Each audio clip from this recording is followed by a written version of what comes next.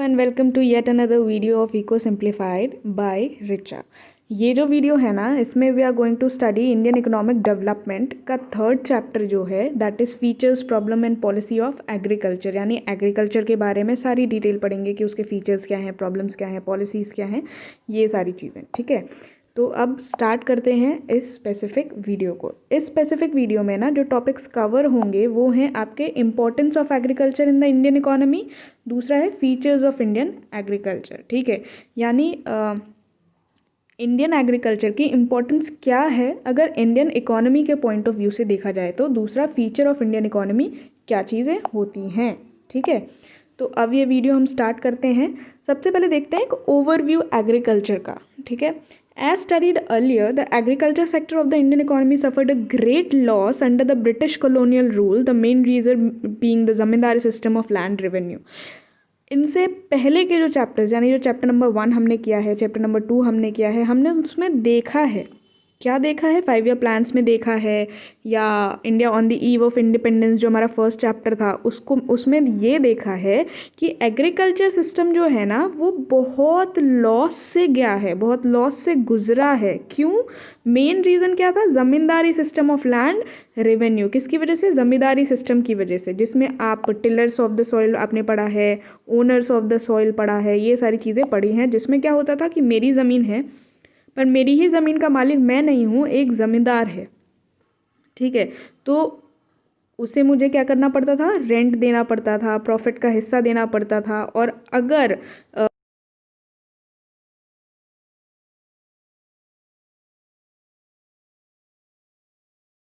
British colonial rule था India में, यानी 1947 से पहले, इंडिया के आज़ाद होने से पहले इंडिया जो है वो एग्रीकल्चर में बहुत ज़्यादा सफ़र कर चुकी थी।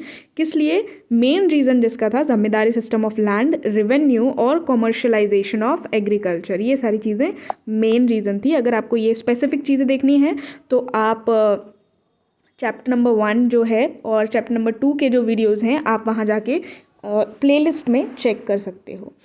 इस स्पेसिफिक वीडियो में हम डिस्कस करेंगे कि why there is so much importance of agriculture in Indian economy. ठीक है, यानी इंडिया की इकोनॉमी की अगर हम बात करें तो उसमें एग्रीकल्चर को हम इतनी इम्पोर्टेंस क्यों देते हैं। ठीक है, ये चीज़ हम इस स्पेसिफिक वीडियो में देखेंगे। तो आगे बढ़ते हैं। यहाँ दिया हुआ है क्या? Importance of agriculture in the Indian economy. पहली चीज़ है क्या? Contribution to GDP. जीडीपी क्या होता है? Gross domestic product. क्या होता है? Gross domestic product. जीडीपी का मतलब है ग्रॉस डोमेस्टिक प्रोडक्ट। इसका मतलब है कि कंट्री की बाउंड्री के अंदर, with in the boundary of a country, जितना भी प्रोडक्शन हो रहा है वो क्या होगा? ग्रॉस डोमेस्टिक प्रोडक्ट होगा। तो एग्रीकल्चर की अगर हम बात करें तो एग्रीकल्चर कितना कंट्रीब्यूट करता है जीडीपी में? ठीक है, तो 1950-51 में ये परसेंटेज जो था वो 51% था। यानी टोटल जीडीपी का 51% कहाँ से आ रहा था? एग्रीकल्चर से आ रहा था। पर यही डेटा अगर हम 2018-19 यानी 18-19 का देखें तो ये 51 से रिड्यूस होकर कहाँ पहुँच गया है? 41.4%। यानी टोटल जीडीपी जितनी भी होगी कंट्री की उसका 14.4% कहाँ से आ रहा है? एग्रीकल्चर से आ रहा है। अब आप बोलोगे कि मैम ये तो रिड्यूस हो रहा है, 51 से कहाँ आ गया? 41.4%। तो रिडक्शन का मतलब ये नहीं है कि हम एग्रीकल्चर में ग्रो नहीं कर रहे हैं, इसका मतलब सिर्फ इतना है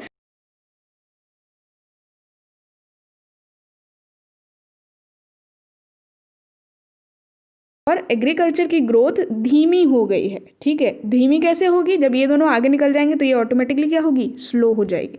इसका मतलब ये कतई नहीं है कि एग्रीकल्चर में ग्रोथ नहीं हो रही है। Agriculture makes a significant contribution to GDP in India. If we talk about the data, it shows that 1950-51 में 51% था, 2018-19 में 14.4% था. This decline indicates that as compared to agriculture, secondary and tertiary sector have relatively faster growth. अगर हम agriculture से compare करके देखें तो सेकेंडरी और टर्शरी सेक्टर का रिलेटिवली फास्टर ग्रोथ रेट है। ठीक है, तो पहला पॉइंट क्या है कि एग्रीकल्चर कंट्रीब्यूट करता है जीडीपी में, इसलिए ये इंडियन इकोनॉमी के लिए बहुत ज़्यादा इंपॉर्टेंट है। दूसरा यहाँ पे दिया हुआ है आपका सप्लाई ऑफ वेज गुड्स। ठीक है, अब वेज गुड्स क्या होते हैं? Wage goods are those goods which are consumed by workers from his given wages, यानी एक वर्कर है उसको कुछ स्पेसिफिक वेजेस मिलते हैं, ठीक है, उस स्पेसिफिक वेज से वो जो भी चीज़ें कंज्यूम करेगा वो सारी किस में आती हैं, वेज गुड में आती हैं, ठीक है। अब एग्जाम्पल क्या होते हैं वेज गुड के, वीट, राइस, पल्सेस, मेज, बाजरा, ऑयल सीड्स एटसेट्रा। मतलब आप समझ लो कि बेसिक इसेंशियल जो खाने पीने की चीज़ें हैं उनमें जब वो खर्च कर रहा है तो वो क्या है, वेज गुड है, ठीक। Agriculture provide wage good to about 121 crore of people in India, यानी एग्रीकल्चर जो है, एग्रीकल्चर से 121 करोड़ की जो पॉपुलेशन है इंडिया की, उनको वेज गुड प्रोवाइड किया जाता है। तो ये क्या कर रहा है, सप्लाई कर रहा है वेज गुड्स की, ठीक है, वो वेज गुड्स जो एक वर्कर क्या करेगा, अपने कंजम्पशन के लिए उन पे पैसा खर्च करेगा। नेक्स्ट है आपका सोर्स ऑफ एम्प्लॉयमेंट, ठीक है।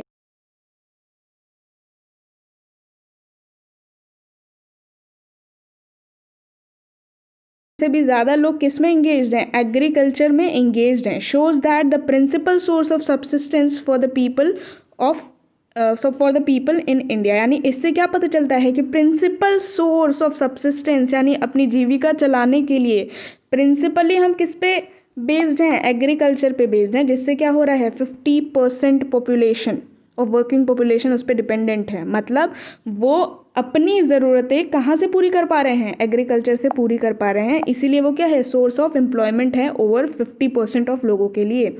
नेक्स्ट है आपका सप्लाई ऑफ रॉ मटेरियल। तो सप्लाई ऑफ रॉ मटेरियल का क्या मतलब है, As agriculture is the supplier of raw material for secondary industry, it helps in industrial growth of the economy. अब जो हमारी सेकेंडरी इंडस्ट्रीज होती हैं ना, उनके लिए रॉ मटेरियल प्रोवाइड करने का काम कौन करता है, एग्रीकल्चर करता है। जैसे शुगर केन की शुगर मिल्स होती हैं, ठीक है, शुगर मिल्स होती हैं, चीनी की मिलें होती हैं, उनके लिए शुगर कौन प्रोवाइड करता है, सॉरी उनके लिए शुगर केन कौन प्रोवाइड करेगा, यानी गन्ना कौन प्रोवाइड करेगा, एग्रीकल्चर से ही गन्ना आएगा, ठीक है। तो एग्रीकल्चर क्या कर रहा है, रॉ मटेरियल प्रोवाइड कर रहा है शुगर मिल्स के लिए, ठीक है। कॉटन प्रोवाइड करेगा किसको, टेक्सटाइल इंडस्ट्रीज को। तो ये क्या कर रहा है, रॉ मटेरियल की सप्लायर भी है एग्रीकल्चर। अगर ये सारी चीज़ें ग्रो नहीं होंगी तो इनकी सप्लाई भी प्रॉपरली नहीं हो पाएगी। तो सेकेंडरी इंडस्ट्रीज हमारी चलती हैं, क्यों, क्योंकि प्राइमरी इंडस्ट्रीज हमारी चल रही हैं। दोनों क्या हैं, बेस हैं। मतलब प्राइमरी इंडस्ट्री क्या है, बेस है, किसके लिए, सेकेंडरी इंडस्ट्री के लिए। क्यों, रॉ मटेरियल खरीदने के लिए, ठीक है। आई होप यहाँ तक आपको क्लियर हो चुका होगा। नेक्स्ट है source of demand for the industrial goods, ठीक है। एक तरफ हम क्या कर रहे हैं, सेकेंडरी गुड्स के लिए रॉ मटेरियल प्रोवाइड कर रहे हैं, दूसरी तरफ क्या कर रहे हैं, इंडस्ट्रियल गुड्स की डिमांड कर रहे हैं, इंडस्ट्रियल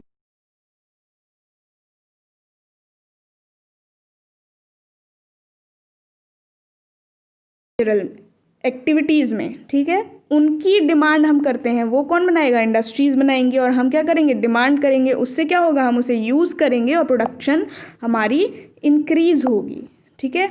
नेक्स्ट है आपका कंट्रीब्यूशन टू इंटरनेशनल ट्रेड, यानी हम इंटरनेशनल ट्रेड में भी कंट्रीब्यूट कर रहे हैं, ठीक है। हम क्या करते हैं, गुड्स को एक्सपोर्ट करते हैं इंडिया से बाहर। मेजर चीज़ें जो इंडिया एक्सपोर्ट करता है वो है T, jute, tobacco, cashew nut, coffee, spices, ठीक है। ये सारी चीज़ें हम क्या कर रहे हैं, एग्रीकल्चर से rest of the world, India के एग्रीकल्चर की ये सारी चीज़ें हम रेस्ट ऑफ द वर्ल्ड यानी बाकी दुनिया को क्या कर रहे हैं, बेच रहे हैं, ठीक है, इंटरनेशनल ट्रेड में इन्वॉल्व है। Agriculture contributes about 11.76% of total export in 2018 and 19, यानी 2018-19 की बात करें तो 2018-19 में जो टोटल एक्सपोर्ट हुआ था उसका 11.76% कहाँ से आया था, एग्रीकल्चर से आया था। तो जब हम इंटरनेशनल ट्रेड में इन्वॉल्व होते हैं ना, तो हम फॉरेन एक्सचेंज का स्टॉक हमारे पास होता है और फिर उसी की हेल्प से हम डिफेंस गुड्स वगैरह, क्रूड ऑयल वगैरह क्या करते हैं, खरीदते हैं फॉरेन एक्सचेंज से, ठीक है। फॉरेन एक्सचेंज क्या है, कैसे काम करता है, ये आपको आगे के चैप्टर्स में बहुत अच्छे से क्लियर हो जाएगा। यहाँ पे आप सिर्फ इतना जानिए कि टोटल एक्सपोर्ट जो 2018-19 में हुआ था उसका 11.76% हमारा किससे आया था, एग्रीकल्चर से आया था। अब इससे क्या होता है, ट्रेड में इन्वॉल्व होने से फॉरेन एक्सचेंज का रिजर्व्स बढ़ता है, सोर्स बढ़ता है, जिससे हम डिफेंस गुड्स और क्रूड ऑयल वगैरह खरीदते हैं बाहर के देशों से। नेक्स्ट है आपका कंट्रीब्यूशन टू डोमेस्टिक ट्रेड। अभी तक इंटरनेशनल ट्रेड में कर रहे थे कंट्रीब्यूशन एग्रीकल्चर का, अब एग्रीकल्चर का कंट्रीब्यूशन डोमेस्टिक ट्रेड में। A huge expenditure in India is incurred on the purchase of farm products.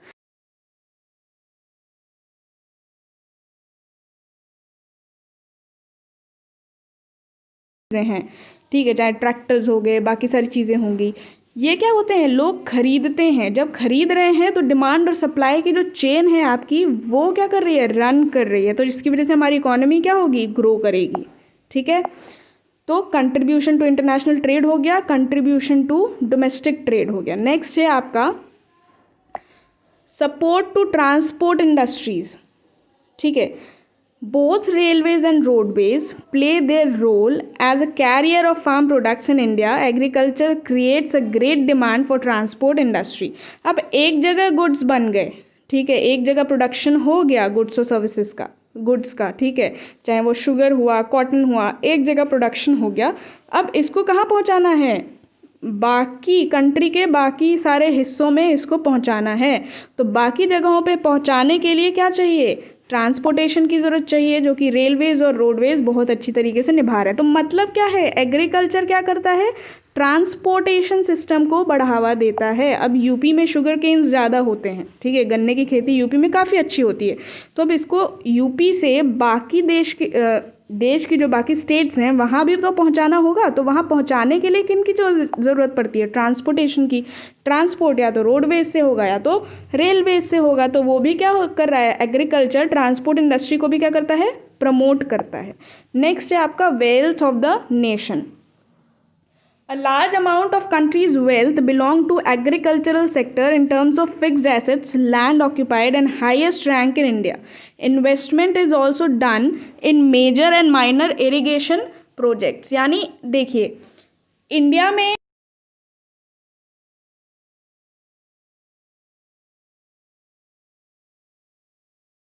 है वो हाईएस्ट रैंक है इंडिया में जिसमें इन्वेस्टमेंट होता है। तो मतलब एग्रीकल्चर है क्या, एग्रीकल्चर इंडिया का आप कह सकते हो सोल है।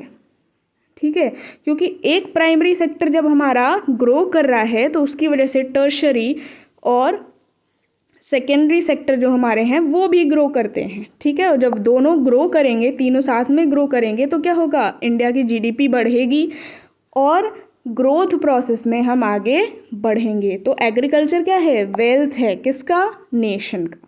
यहाँ तक थी बात importance of agriculture in the Indian economy. अब बात करते हैं फीचर्स ऑफ इंडियन एग्रीकल्चर कि इंडिया के एग्रीकल्चर का फीचर क्या क्या है, कौन कौन सी चीज़ें वो शो करता है। वो low productivity, disguised unemployment, dependence on rainfall, subsistence farming, lack of modern inputs, small holdings, landlord tenant conflicts and primitive technology. इन सबको हम डिस्कस करते हैं वन बाय वन। जब हम बात करते हैं लो प्रोडक्टिविटी की ना, तो देखिए मैंने फर्स्ट चैप्टर में भी आपको डिफरेंस बताया है किसके बीच में, प्रोडक्शन के बीच में और प्रोडक्टिविटी के बीच में। प्रोडक्टिविटी क्या होती है, production per hectare of land. ठीक है, क्या होती है, प्रोडक्टिविटी होती है, यानी 1 हेक्टेयर का, एक ज़मीन का टुकड़ा मेरे पास है, इस स्पेसिफिक ज़मीन के टुकड़े पे कितना प्रोडक्शन हो पा रहा है, वो क्या है, प्रोडक्टिविटी कहलाएगा। यानी production per hectare of land is known as productivity. यहाँ मैंने डेफिनेशन भी लिखी हुई है, production per hectare of land is known as productivity. It is extremely low as compare to the advance nation in the world. और अगर हम advance nation से कंपेयर करते हैं ना, तो इंडिया में प्रोडक्टिविटी काफ़ी लो है। राइस की प्रोडक्टिविटी की बात करें तो 3.6 टन है, वीट की बात करें तो 3.1 टन है, और मेज़ की बात करें तो 2.6 टन ऑफ आउटपुट पर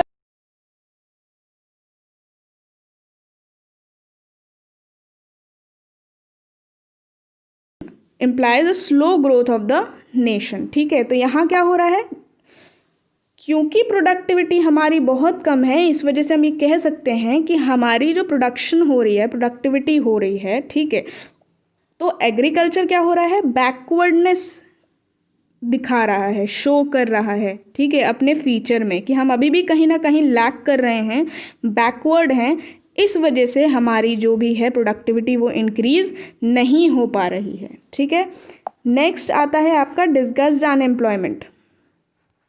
तो जब हम बात करते हैं डिस्गस्टेड अनएम्प्लॉयमेंट की, तो डिस्गस्टेड अनएम्प्लॉयमेंट का मतलब क्या है, हिडन अनएम्प्लॉयमेंट। ठीक है, छुपी हुई बेरोजगारी।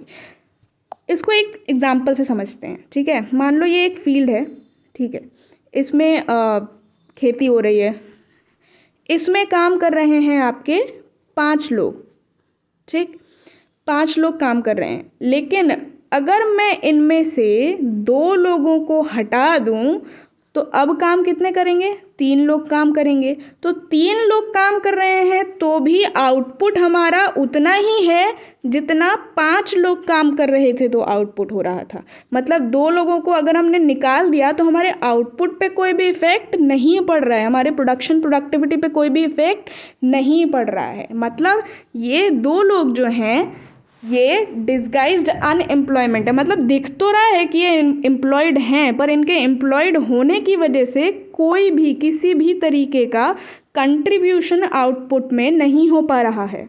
इसे हम क्या कहते हैं? Disguised unemployment. ठीक है, नेक्स्ट है आपका डिपेंडेंस ऑन रेनफॉल। इंडिया में कोई परमानेंट सोर्स ऑफ इरिगेशन नहीं है, ठीक है, बहुत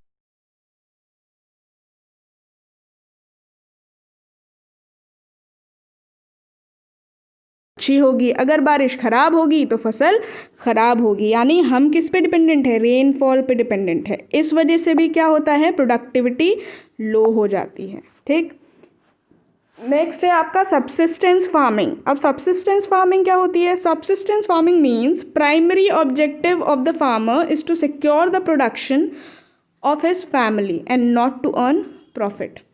ठीक है, यानी जो भी आटा, गेहूँ, चावल, गन्ना, जितनी भी चीज़ों का प्रोडक्शन हम कर रहे हैं उसके प्रोडक्शन को करने में हमारा मेन ऑब्जेक्टिव क्या है? मेन ऑब्जेक्टिव ये है कि हम पहले अपने घर वालों के लिए, अपनी फैमिली के लिए चीज़ों को रखेंगे। आटा, गेहूँ, चावल जो भी है वो पहले हम अपने घर वालों के लिए रखेंगे।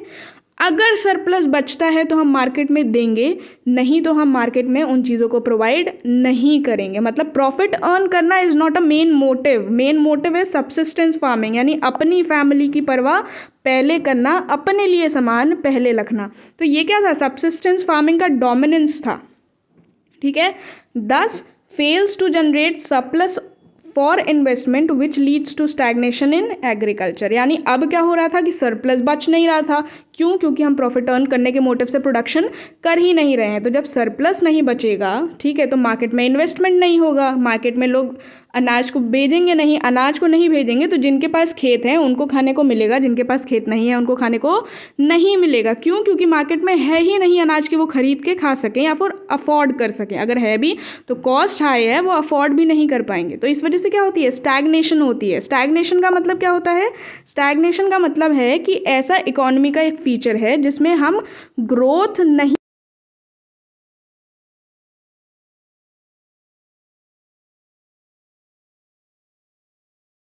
ठीक है, तो ये क्या था? सबसिस्टेंस फार्मिंग था। अब है यहाँ पे आपका lack of modern inputs. Modern inputs का क्या मतलब है कि देखिए जितने भी फार्मर्स हैं हमारी कंट्री में वो अभी भी कहीं ना कहीं पुअर हैं। रोज़ न्यूज़ में आता है, आप देख सकते हो, पढ़ सकते हो कि कुछ फार्मर्स ने सुसाइड कर लिया, किसी के पास पैसा नहीं है, कहीं से लोन नहीं मिल पा रहा है। तो वो क्या कर पाते हैं? वो मॉडर्न इनपुट टेक्निक्स जो है ना, जिनका यूज़ करके हम अपना प्रोडक्शन, प्रोडक्टिविटी, आउटपुट बढ़ा सकते हैं, वो चीज़ वो यूज़ नहीं कर पाते हैं। क्यों? क्योंकि वो एक्सट्रीमली पुअर हैं and are not able to afford chemical fertilizer, insecticides and pesticides which lead to low productivity and therefore backwardness। जिसकी वजह से क्या होता है? प्रोडक्टिविटी कम हो जाती है और बैकवर्डनेस में हम रहते हैं, और ये विशियस साइकिल ऑफ पॉवर्टी हमेशा घूमती रहेगी, चलती रहेगी, चलती रहेगी, चलती रहेगी। तो ये सारी चीज़ें क्या है? ये सारी चीज़ें हैं आपकी फीचर्स ऑफ इंडियन इकोनॉमी।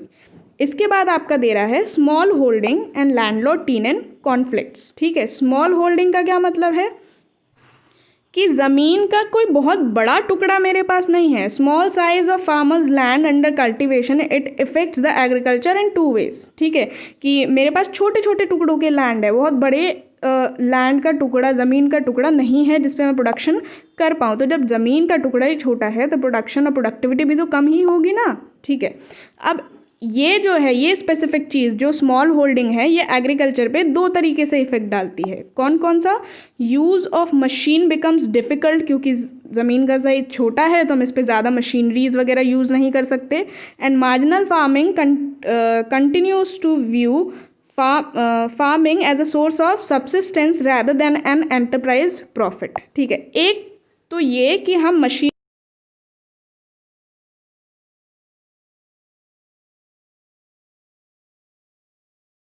सिर्फ सब्सिस्टेंस के लिए खेती करते हैं, फार्मिंग करते हैं, ताकि अपने परिवार का भरण पोषण हो सके। नेक्स्ट है आपका landlord tenant conflicts. Crops are cultivated by the tenants and bulk of the revenue is appropriated by the owners. Tenant left with bare minimum which leads to stagnation. ठीक है, अब यहाँ क्या हो रहा है? जैसे जमींदारी सिस्टम थी, मान लो कि मेरी ज़मीन किसी ज़मींदार के पास चली गई, अब मेरी ही ज़मीन है, कागज़ मेरे पास है नहीं, मैंने उसके नाम कर दिया, तो मैं क्या हूँ, अब अपनी ही ज़मीन पे जो खेती, मेरी अपनी ज़मीन जिस पे मैं खेती कर रही हूँ वो किसी और के नाम की है, तो उस पर जो प्रॉफिट हो रहा है, जो रेवेन्यू जनरेट हो रहा है ना, वो कौन ले लेगा?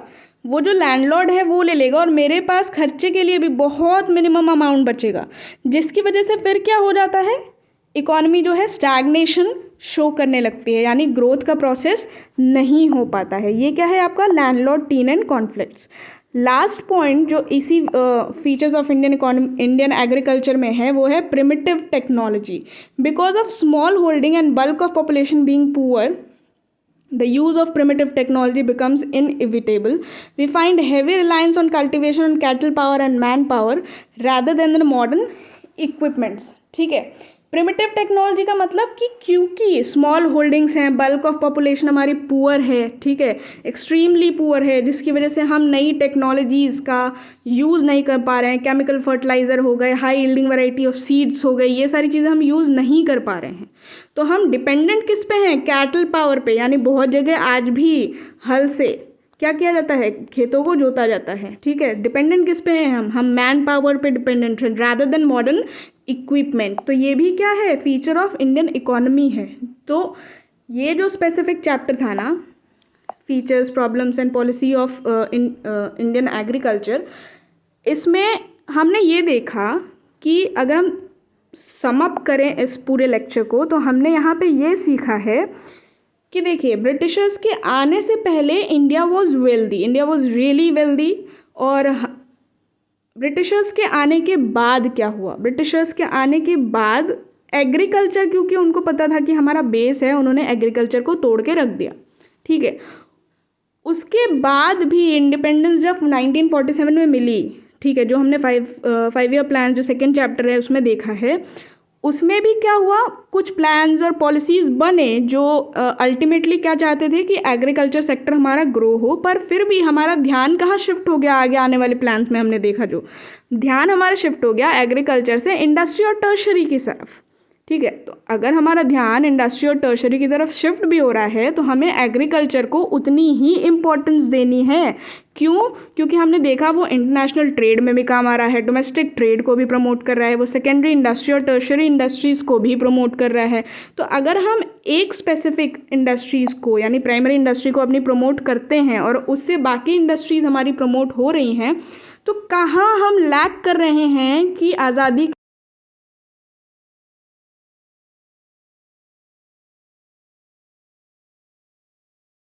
पॉलिसीज आने के बाद भी ग्रोथ नहीं हो पा रही है। ठीक है, तो ये सारी चीज़ें थी इस स्पेसिफिक लेक्चर में। आई होप आपको सारी चीज़ें समझ में आई होंगी। अगर कोई चीज़ है जो आपको समझ में नहीं आई हो, तो प्लीज़ मुझे कमेंट सेक्शन में बताइए, ताकि मैं नेक्स्ट वीडियो में वो सारी चीज़ें डिस्कस करके तब आपको आगे के जो टॉपिक्स बचे हैं इस चैप्टर के वो कंप्लीट करा सकूँ। और जाने से पहले much love, stay tuned for upcoming videos, do like, share, subscribe and comment. Please इस वीडियो को एंड तक देखिए, इको सिंप्लीफाइड को फॉलो करिए, शेयर करिए इस वीडियो को, ताकि नेक्स्ट सेशन में जो भी बच्चे इस पेपर को देने वाले हैं, मतलब कॉमर्स के जो भी स्टूडेंट्स हैं या आर्ट्स के जो भी स्टूडेंट्स हैं जो इकोनॉमिक्स पढ़ रहे हैं, उनको इससे बेनिफिट हो सके। Thank you so much, take care, stay home, stay safe.